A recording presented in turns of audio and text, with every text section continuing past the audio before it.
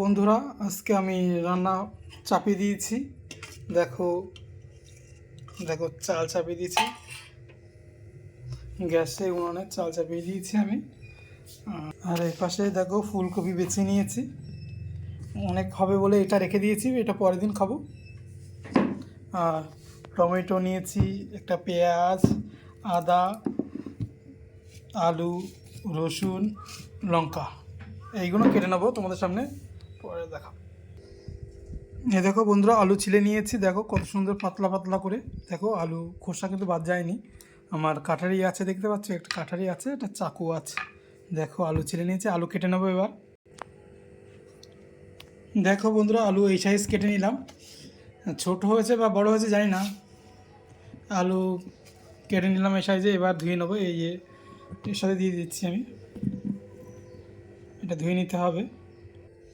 এই দেখো বন্ধুরা, ফুলকপি ধুয়ে নিলাম, আলু ধুয়ে নিলাম, একটু বড় বড় করেছি, গলবে কিনা জানি না। আর এই দেখো আমি কেটে নিয়েছি বড় পেঁয়াজ, লঙ্কা, টমেটো, রসুন, আদা, দেখতে পাচ্ছ কেটে নিয়েছি কাটারি দিয়ে। সব কিছু কেমন হয়েছে অবশ্যই কমেন্ট করে জানাও ভাই।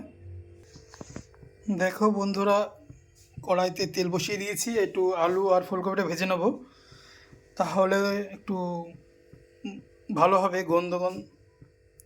কেমন গন্ধ থাকে সেটা চলে যাবে। এখানে দিয়ে দিচ্ছি আমি, দেখো গরম তেলে একটু ভেজে নেবো, হালকা হালকা করে ভেজে নেবো। দেখো বন্ধুরা, টমেটো দিয়ে দিলাম। দেখো বন্ধুরা, সব মশলা দিয়ে দিলাম, একটু নাড়াচাড়া করছি। দেখো কেমন গ্রেভি হয়েছে। দেখো সেই মশলা, আদা, রসুন, পেঁয়াজ পেস্ট করে নিয়েছিলাম, সেগুলো দিয়ে দিয়েছি। দেখো কেমন কালার হয়েছে।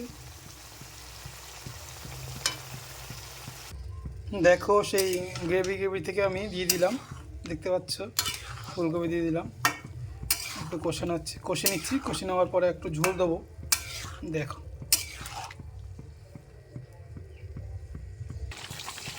দেখো বন্ধুরা, চাপিয়েছি, এখনও ফাইনালি লুক আসেনি, এখনও দেরি আছে, এখনও 10-20 মিনিট হবে, জানি না। আমি প্রথম রান্না করছি, হচ্ছে কিনা তোমরা কমেন্ট করে অবশ্যই জানিও।